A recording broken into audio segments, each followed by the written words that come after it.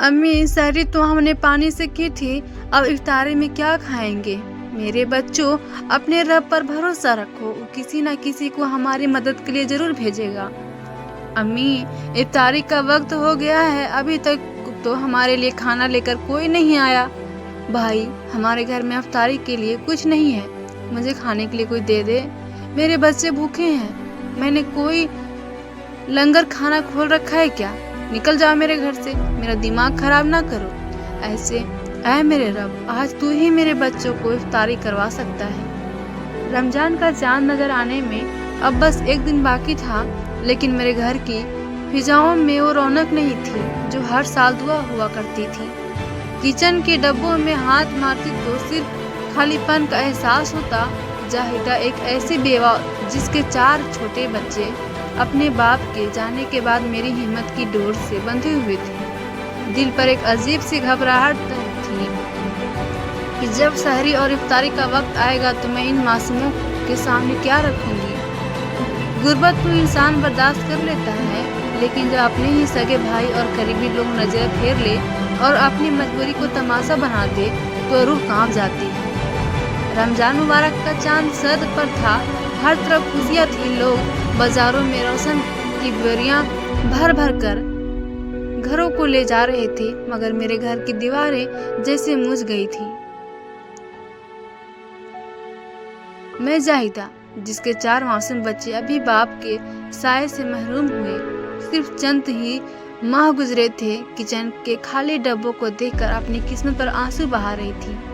सच बात तो यह है कि गरीब इतनी तकलीफ दीदा नहीं होती जितना वह एहसास होता है जब आपके बच्चे भूख से रो रहे हो और आपके पास उन्हें देने के लिए सूखी रोटी का एक निवाला भी ना हो। मेरे मियाँ असलम एक छोटे से कारखाने में गार्ड की नौकरी करते थे। बड़ी ईमानदारी से जिंदगी गुजारी करती थी, कभी किसी का हक नहीं मारा। मगर एक रात जब कारखाने में डकैती हुई तो उन्होंने अपनी जान की परवाह किए बगैर उन चोरों का रास्ता रोका, और वही रात उनकी आखिरी रात साबित हुई। मालिक ने जनाजे पर आकर जो 2-4 हमदर्दी के बोल बोले, कुछ पैसे दिए और फिर जैसे हमें भूल गया।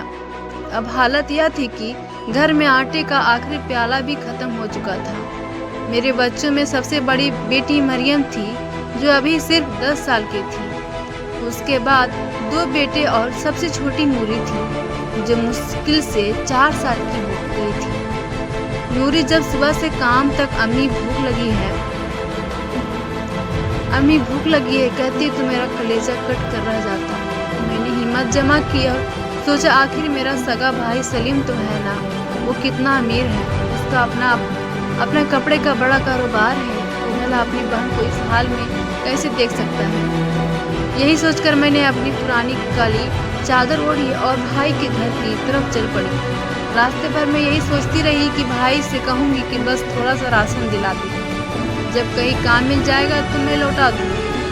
जब मैं भाई के बंगले में गई तो वहाँ बड़ी बड़ी गाड़ियाँ खड़ी थी, अंदर से ग्राहकों की आवाज़ें आ रही थी।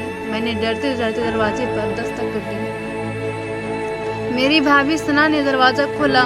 उनके गले में सोने का भारी हार चमक रहा था और रेशमी कपड़े उनकी अमीरी की गवाही दे रही थी।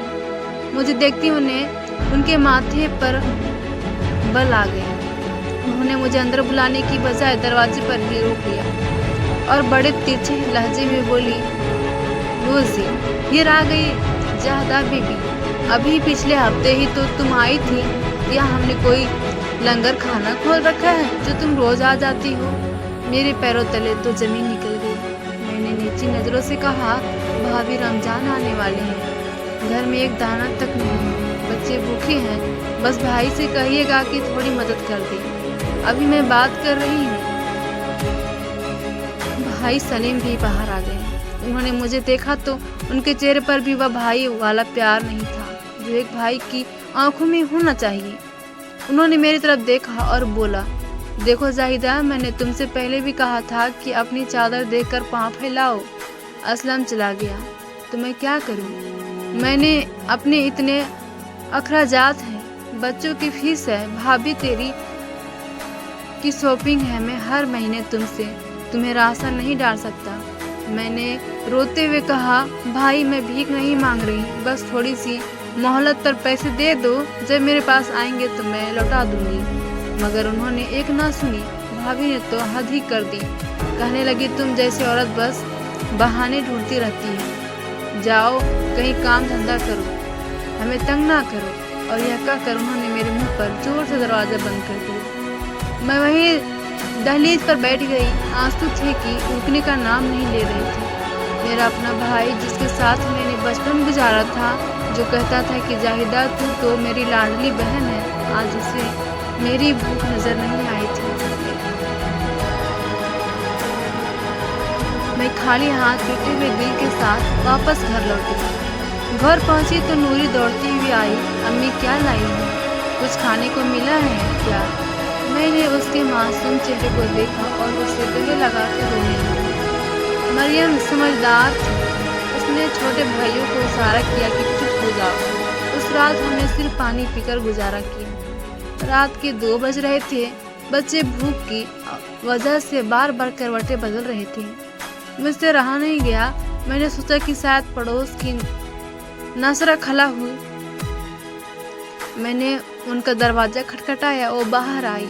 नींद में थी। मुझे देखकर चिढ़कर बोली, इस वक्त क्या मसला है तुम्हें? मैंने कहा, खाला बच्चे भूखे हैं, अगर कोई सूखी रोटी पड़ी हो तो दे दी।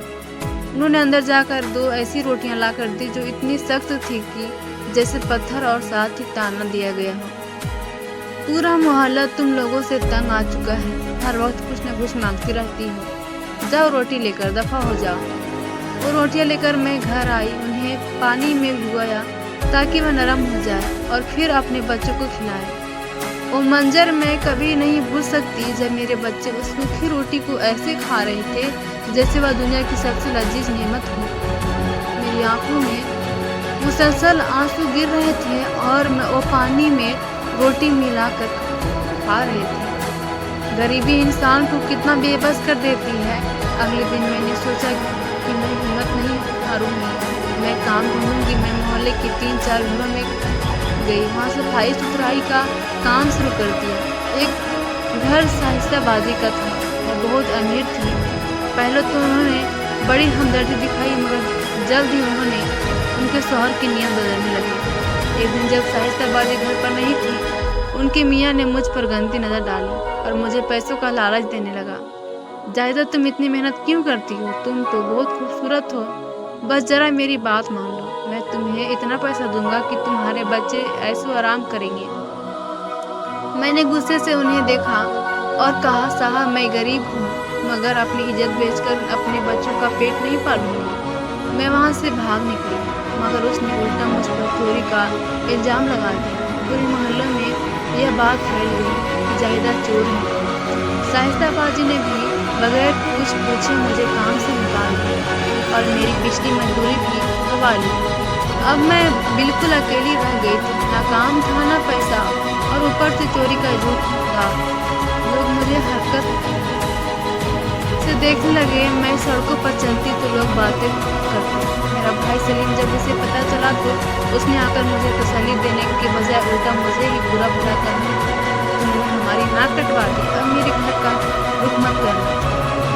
मैंने उसे समझाने की कोशिश की कि भाई मैं बेकसूर हूँ, और उसने मेरी एक न सुनी।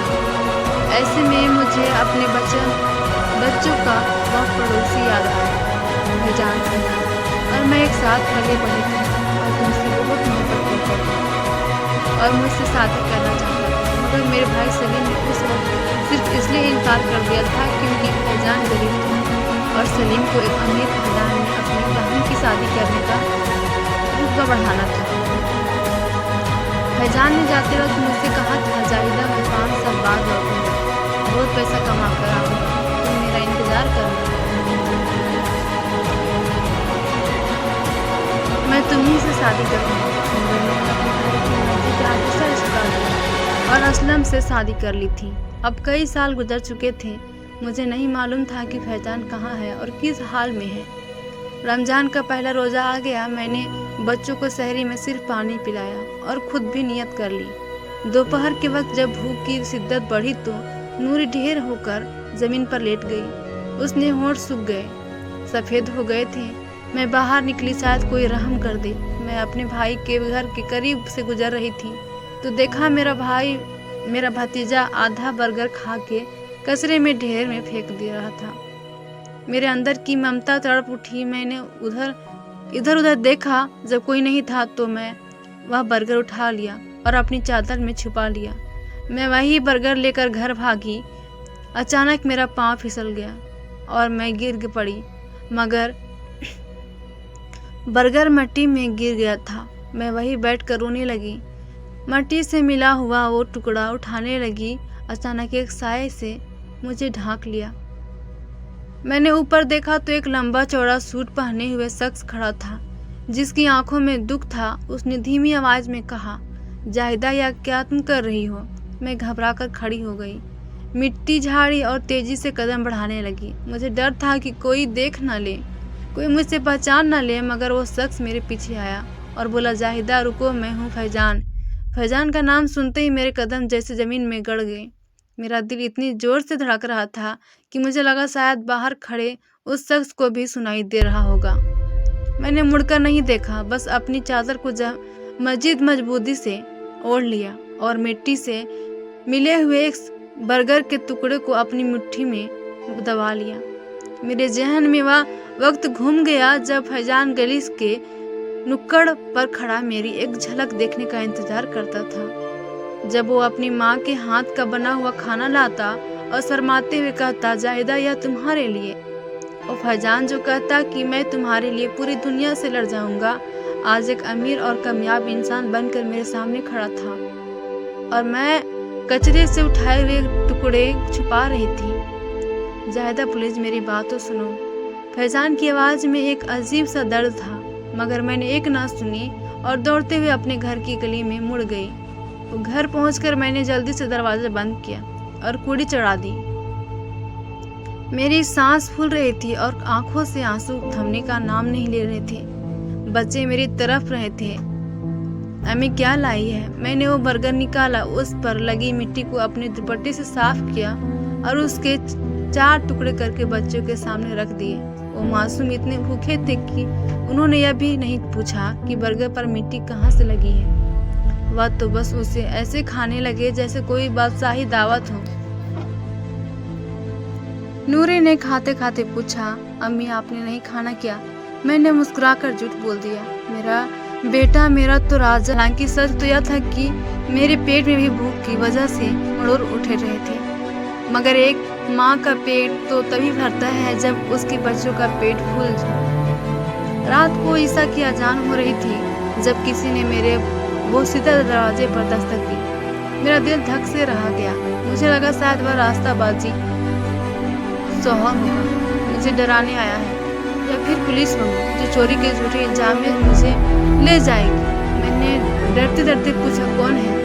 बाहर से एक नरम सी आवाज आई, जाहिदा, मैं फैजान हूँ। फैजान की वालदा। मैंने दरवाजा खोला तो देखा कि फैजान की माँ खड़ी थी। उनके हाथ में एक बड़ा सा टिफिन था जो मुझे देख कर तड़प उठी और मुझे गले लगा दिया। मेरी बच्ची यह क्या हालत बना ली? तुमने सलीम ने तो कहा था कि तुम बहुत खुश हो, तुम्हारा शौहर बहुत पैसे वाला था।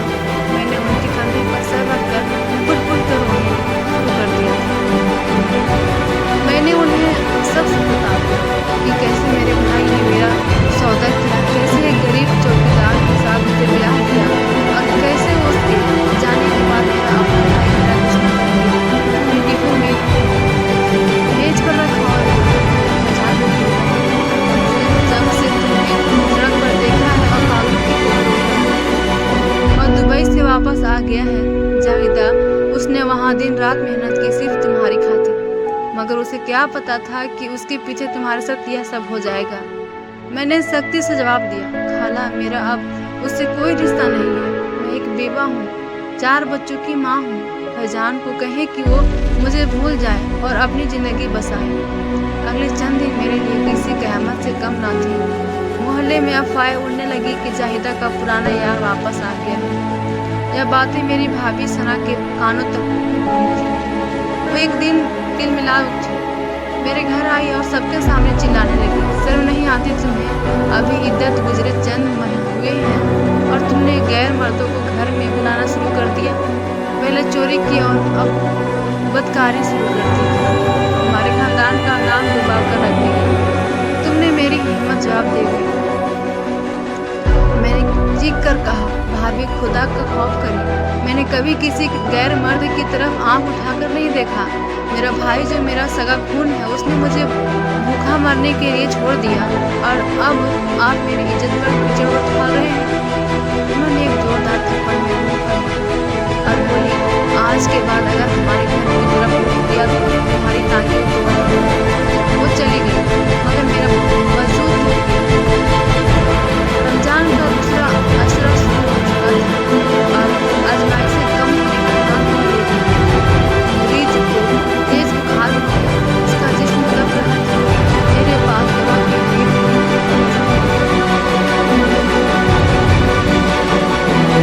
मैंने फिर से अपने दुपट्टे को सर भापा और डॉक्टर के पास जाने का सोचा, मगर डॉक्टर की फीस कहाँ से होगी।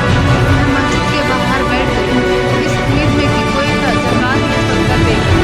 लोग गुजरते रहे, कोई मुझसे हकारा साहिब का अचानक एक गाड़ी मेरे पास आकर रुकी। यह मेरे भाई सलीम की गाड़ी थी। उसने शीशा नीचे किया और मुझ पर एक 500 का नोट फेंक कर बोला, या लो और यहाँ से दफा हो जाओ। लोग देख रहे हैं, क्या सोचेंगे लोग कि सलीम की बहन भीख मांग रही है, मेरी इज्जत खाक में क्यों मिला रही है। मैंने वो नोट वहीं छोड़ दिया और खड़ी हो गई। मैंने कहा, भाई ये पैसे आपकी मुबारक हो, मुझे आपकी खैरात नहीं चाहिए। जमीन का हक आपने दबा लिया। मैं नूरी को उठाकर वापस लौटा दी। उसे छाती पर अल्लाह से बुलाकर दुआ मांगी, या अल्लाह, मैंने तो कभी किसी का बुरा नहीं चाहा, फिर मेरे साथ ही ऐसे क्यों हुआ। उसी वक्त दरवाजे पर दस्तक हुई। इस पर फैलान दरवाजे पर खड़ा था। उसके हाथ में दवाइयों का थैला और कुछ राशन था। जाहिदा, मैं जानता हूँ तुम मुझसे नाराज हो, मगर इन बच्चों का क्या कसूर है। उसने अंदर आने की कोशिश नहीं की, बस दरवाजे पर ही सामान रख दिया। मैं तुम्हें यहाँ इस हाल में नहीं छोड़ सकता। सलीम भाई ने जो तुम्हारे साथ किया वो जुल्म है। मैंने तुम्हारे घर का वो हिस्सा खरीद लिया है जो तुम्हारे वालिद का था और जो सलीम ने अपने नाम पर कर लिया था। अब यह घर कानूनी तौर पर तुम्हारा है। मेरी आंखें फटी की फटी रह गई। तुमने क्यों किया ऐसा? उसने मुस्कुराकर कहा, मैंने बस तुम्हारा हक तुम्हें वापस दिलाया है। कल वकील कागजात लेकर आएगा, अब तुम्हें किसी के आगे हाथ फैलाने की जरूरत नहीं है। वो चला गया, मगर मैं सोच में पड़ गई। एक तरफ वो भाई था जिसने मेरा सब कुछ छीन लिया, दूसरी तरफ वो शख्स था जिसने मुझे बरसों पहले ठुकरा दिया था, मगर आज भी मेरी ढाल बनकर वो शख्स मेरे साथ खड़ा था। रमजान की ठंडी हवाएं चल रही थी, मगर मेरे दिल के अंदर एक तूफान था। क्या मैंने जान लिया अपने खुददारी पर कायम रही।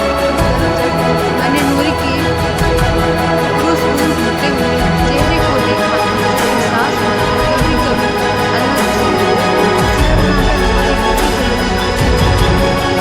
लेकिन मुझे क्या मालूम उन्होंने मेरे खिलाफ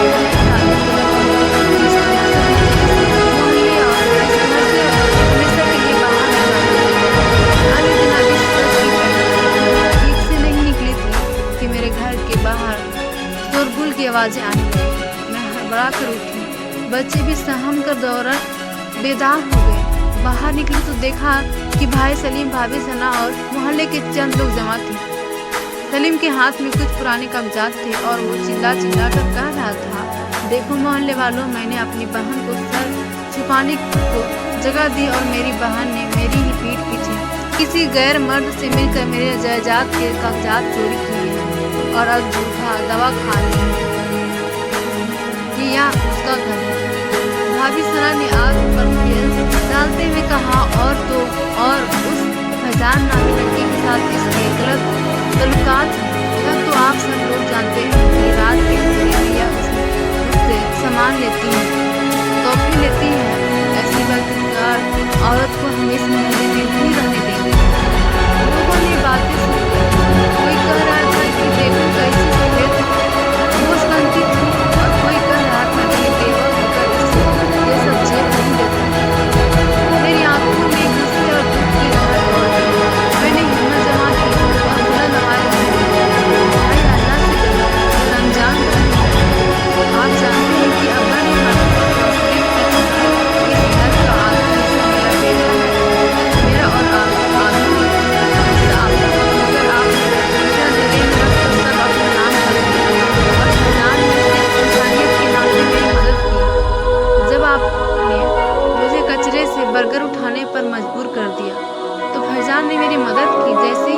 परगर वाली बात कही, सलीम का चेहरा हो गया,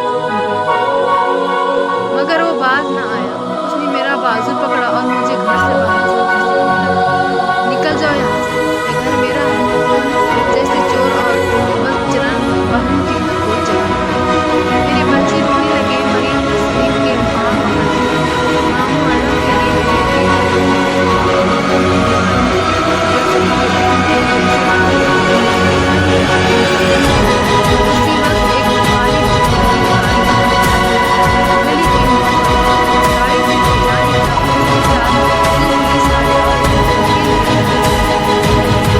फैजान के चेहरे पर वो पुरानी नहीं बल्कि एक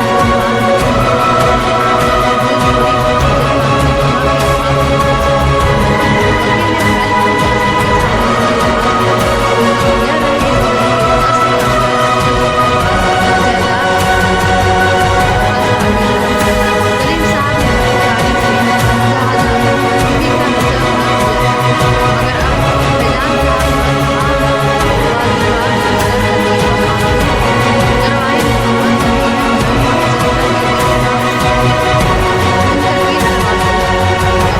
था।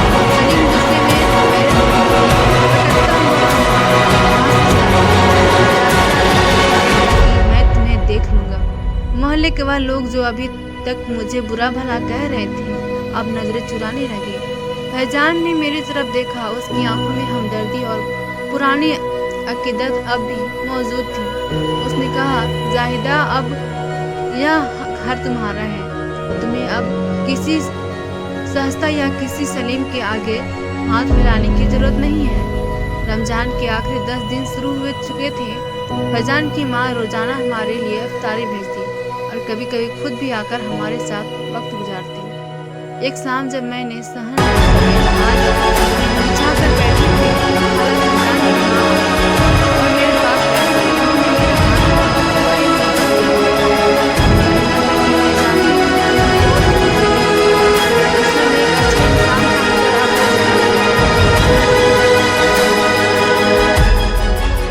अब तुम्हारे सामने लंबी जिंदगी है और यह 4 मासूम बच्चे हैं।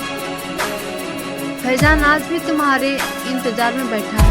उसने दुबई में 5 साल से इसलिए दिन रात काम किया कि वो तुम्हारे काबिल बन सके। उसने शादी नहीं की सिर्फ तुम्हारी खातिर। क्या तुम उसे एक मौका दोगी? मेरे दिल में एक हलचल सी मची। एक तरफ माशरे के ताने थे कि लोग कहते देखो बेवा ने दूसरी शादी कर ली, और दूसरी तरफ मेरे बच्चों का मुस्तकबिल था। मैंने मरियम को देखा जो कोने में बैठी हुई पढ़ा रही थी।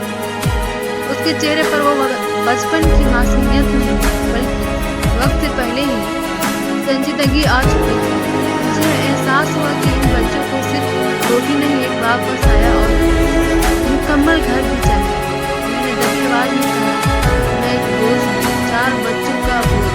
फैजान एक पंजाबी इंसान है जो किसी भी कुंवारी और अमीर लड़की की शादी कर सकता है।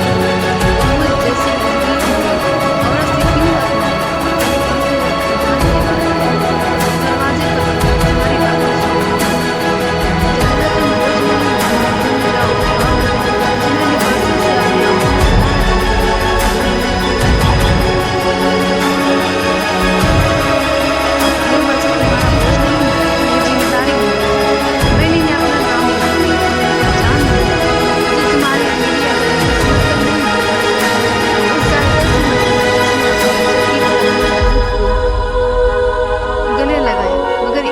बात का सौदा नहीं किया।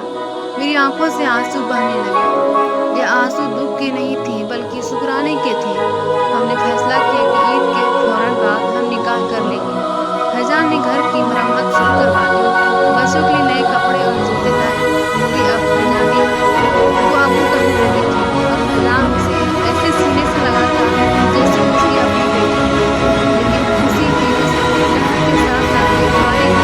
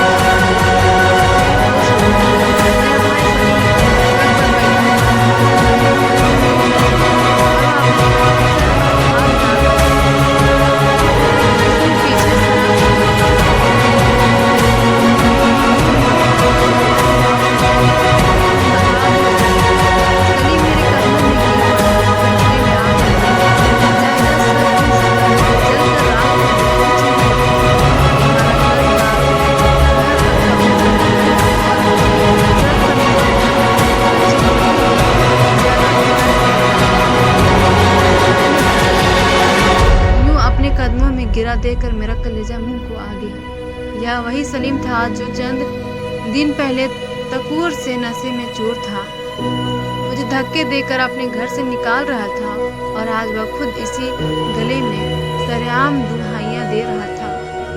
सना भाभी जिनके माथे से कभी तेवा नहीं जाते थे, आज उनकी आंखों में शर्मिंदगी और खौफ से झुकी हुई थी। उनके बच्चे जो कभी मेरे बच्चों के सामने बर्गर कचरे में फेंकते थे, आज वह खुद भूख और प्यास से निढाल होकर मेरी तरफ उम्मीद भरी नजरों से देख रहे थे। मेरा दिल चाहा कि मैं भी वही कहूँ जो उन्होंने मुझसे कहा था, जाओ यहाँ से, हमने कोई यतीम खाना नहीं खोल रखा। मगर मेरे अंदर की बहन और एक मुसलमान औरत के फर्ज ने यह सब गवारा ना किया। मैंने झुककर सलीम भाई का हाथ पकड़ा और उन्हें उठाने की कोशिश की। भाई उठे, अल्लाह की पनाह मांगे। यह आप क्या कर रहे हैं? सलीम भाई हिचकिचाते हुए बोले जाहिदा, मैंने तुम्हारा हक मारा है, मैंने यतीमों का माल हड़प लिया, अल्लाह मुझे उसकी सजा दे दी। और इसी तरह जाहिदा ने अपने भाइयों को अपने साथ रख लिया। तो दोस्तों, इस कहानी से हमें यह सीख मिलती है, वक्त सबका आता है, एक बार तुम जैसा करोगे वैसा पाओगे। कहते ना, जैसा फल बोओगे वैसा ही पाओगे। तुम किसी का हक मारोगे, तुम्हारा भी एक दिन मारा जाएगा।